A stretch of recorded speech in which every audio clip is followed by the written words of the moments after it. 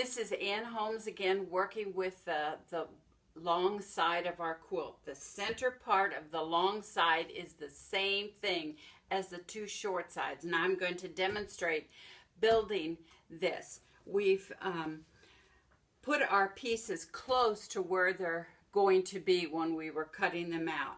Now we're going to just move them slightly out of the way.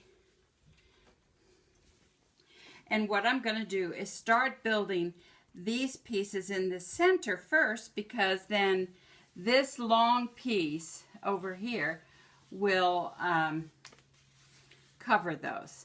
But you know, this project, you can work in any direction you want to. I think I'll show you how you can just skip around.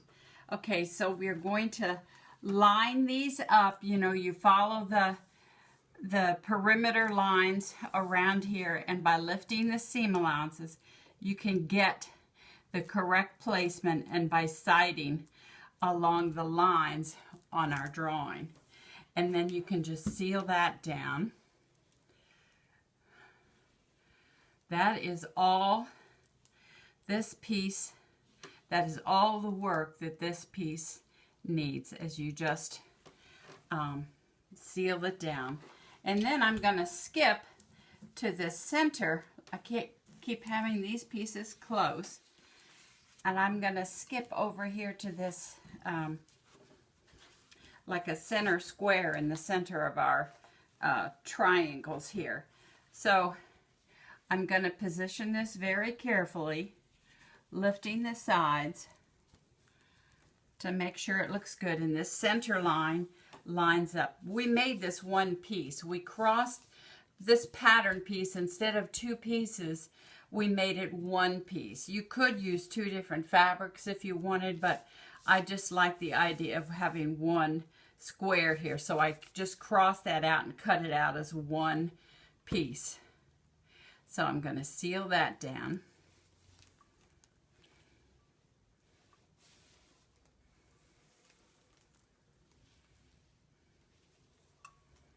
Okay, and now I'm going to start building from this out. You usually build from the background to the foreground. So I'm using a larger cutting mat. It's like a 12 by 16 to glue these pieces, because some of the pieces you can see are pretty big. So, and you'll be able to see the contrast with the color. So this, when I put this piece here, where do I have to turn it? Only where it's touching. That is the only piece that needs to be turned, and we're only turning the piece on top. That is finished.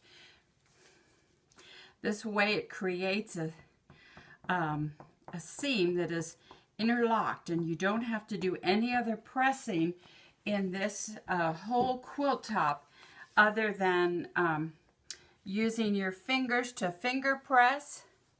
I'm turning this edge back. I like to have the freezer paper seeing me, or that I'm looking at, so that I can very carefully fold that line. You finger press, because that keeps everything nice and crisp. And so that's going to go there, lining up the registration marks. Now I'm going to do the second gluing. The first glue was just to turn back the seam allowances. The second gluing, you can glide along the turned back edge because it's reinforced. The first gluing, we just glue in an outward motion. So we line up everything here. Just get that piece out of the way. We just have these pieces close to where you're going to be using them, so you're not hunting all the time.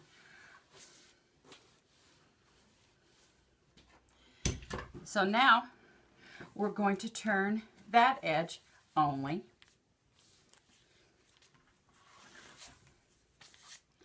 An outward motion first.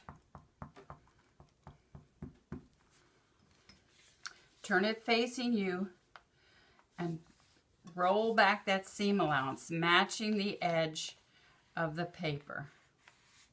This is like going to kindergarten, where we're working with glue and paper. It's really quite easy to do. And finger press. Actually, I didn't have enough glue here. If you don't have enough glue, it's not going to be sticky and hold it in position. So don't be afraid to lift that up again and just give it a little more glue, because the glue stick is what's holding all of the seam allowances together. So be generous with the glue. Finger press.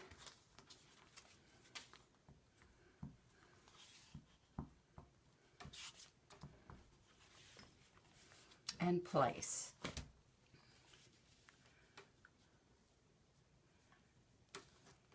And then seal down.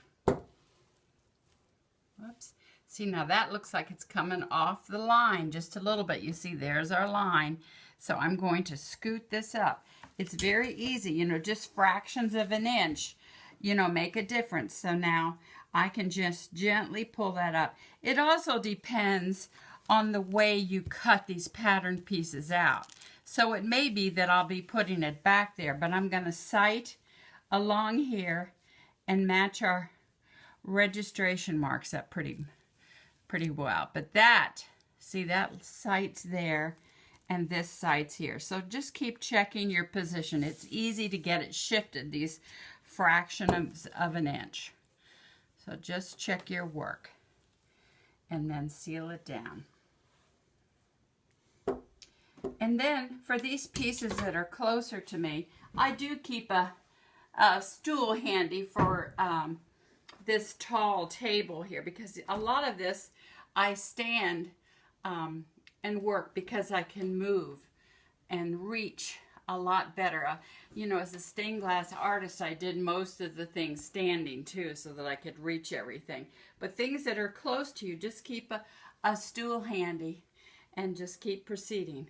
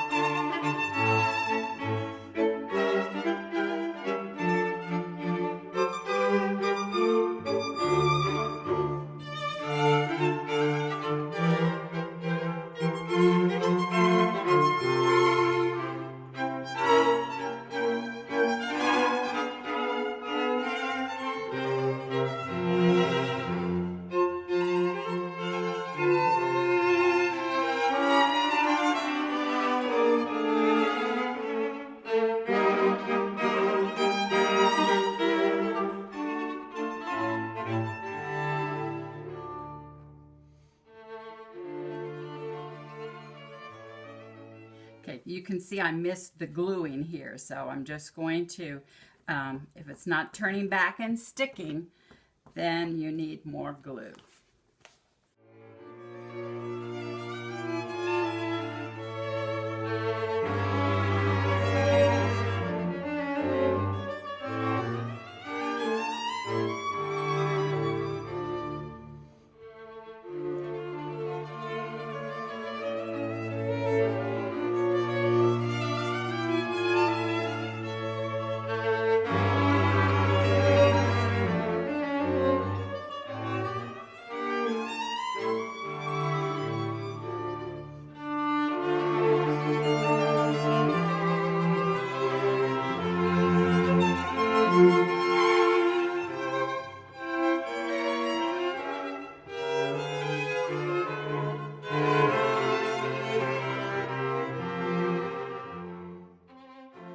See, this is where we used masking tape because our 18-inch wide freezer paper wasn't wide enough, so we used this beige freezer paper to join two long pieces of freezer paper, and you can see that you can iron over the top of that. And you don't use the painter's tape because you can't see through it, but the beige is very clear like, so you can easily see through it.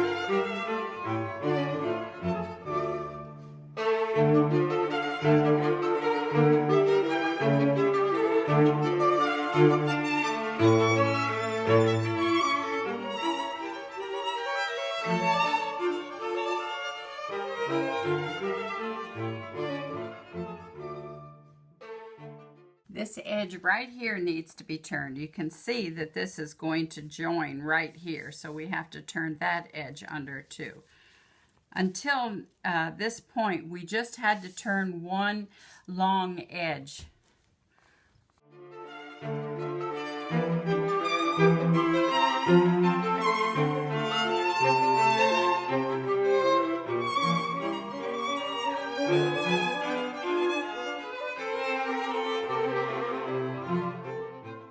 Now we can decide which way to go. If we want to build that side or just skip over here, and we can build from this side to that side. We can do that, or we can start building here. You can just decide which way you feel like going. I'm going to do some of these short pieces first to build up to the long edge. So I'm going to do these pieces, and then you see all these edges that will be covered up by one seam when we put this piece down.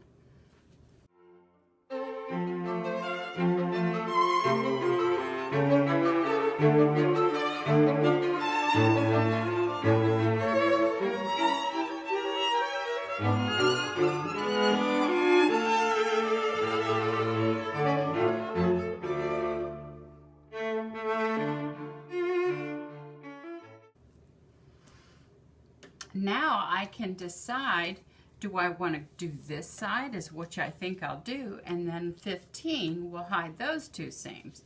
So I'm going to go ahead and do this side first.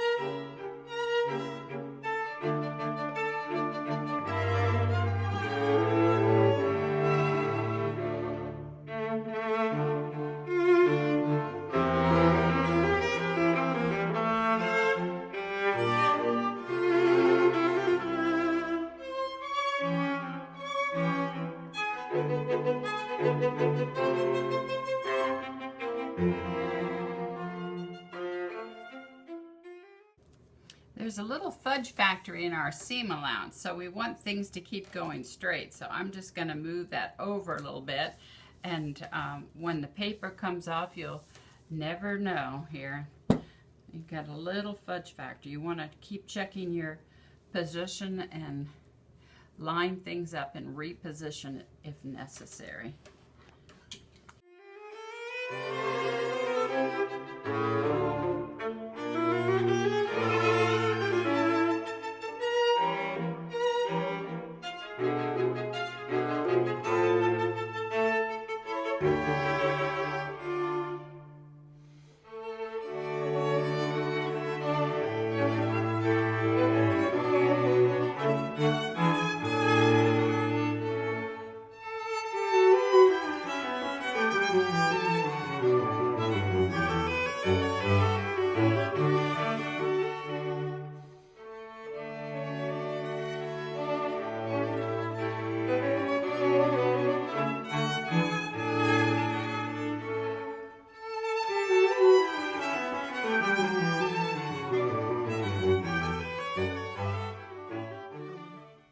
Now on this one, we're going to have to turn both of these sides.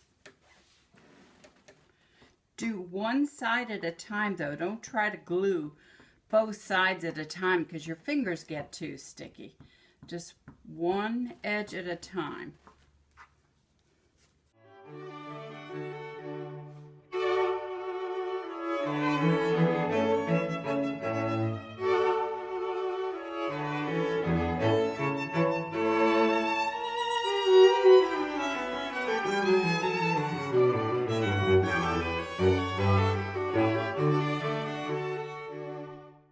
From our working drawing that's underneath, we can always tell where the finished edge of our quilt is, so we don't need to worry about removing these pattern pieces.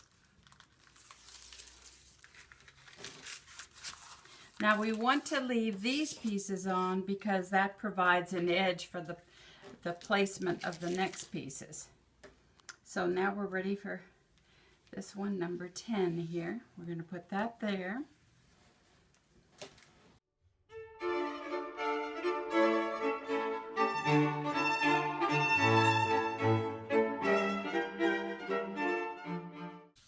You can see this is a slightly wavy line. If you want, you can take your sewer stiletto and scoot that over a bit. But honestly, when you start stitching and quilting those little tiny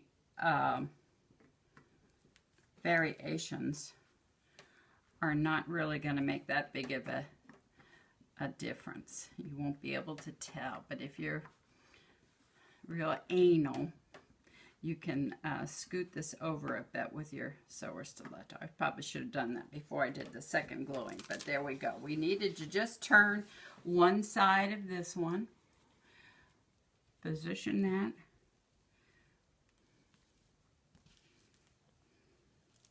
that needs to be scooted up just a little bit. We want this edge to be right. I think it needs to go up just that way a little bit and seal that down. You can see, even though these are straight pieces, you'd think you could sew these, but this is going together very quickly. These are diagonal lines. There's no stretch to them because our freezer paper has stabilized this. We don't have to drag it to a sewing machine and decide which way to press the seam allowances. Everything is interlocked and nice and flat as we're building. And now we're ready to do this piece. We'll turn both edges of this one, here and here. Remember, just gluing one side at a time and then turning.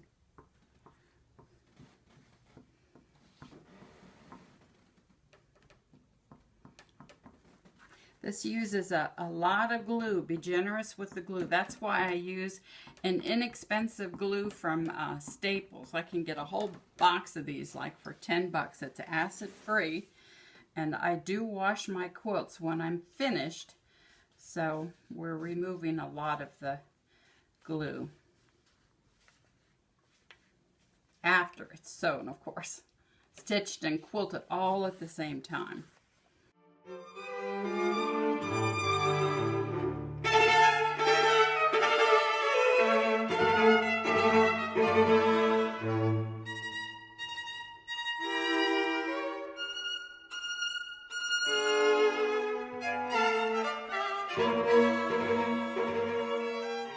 Okay, now you can see we've sealed down all these edges here, but each one of those is under here just a little bit.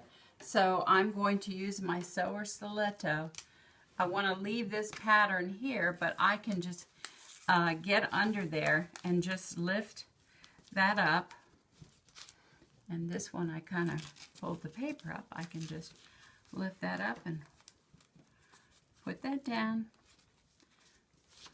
And then I'll seal this whole edge in a bit. But I want to leave this paper here. I could tear this side. Why don't I?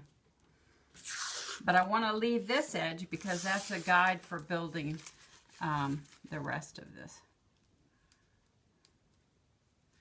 Same way here. I'm just going to pick that out. You see how that pulled out from under there? As you're building this, your design kind of grows a little bit. So that's just a tiny fraction, but I'm going to just pull that back. See, I can save these pattern pieces. If I was going to use these again, I wouldn't tear it like I did here. I just fold it back. Once you iron those pieces back on another piece of fabric, they're going to flatten out. But this is our last side. But as you're building your first long sides and your the short sides, you can just fold your paper back to use again. So now here we have to turn this side and this side because it's going to touch here and here.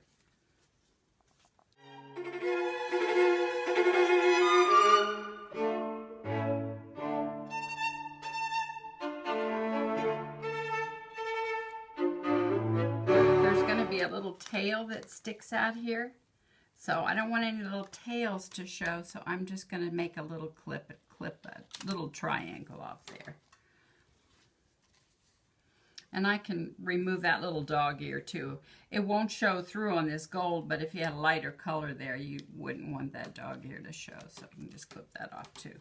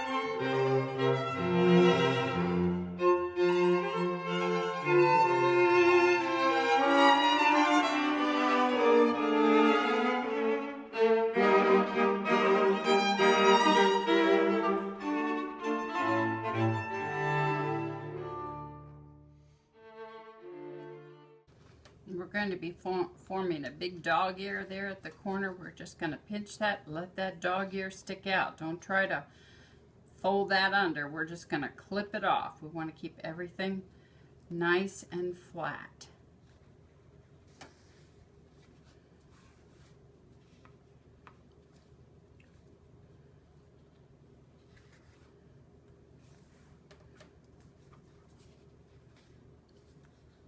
So we're going to just clip off those dog ears we formed. You just pull it back. The folded edge is on top. We're folding the piece on the back.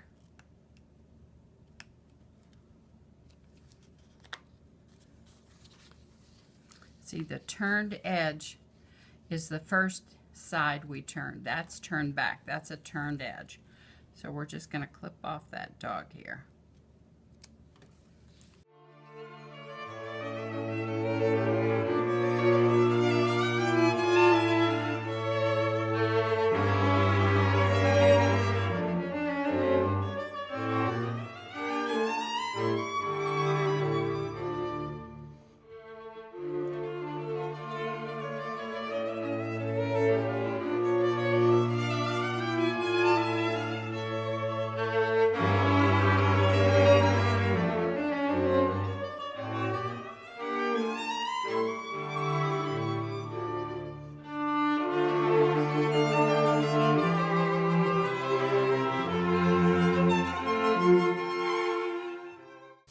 Now we're going to take a big iron and seal this down before we continue.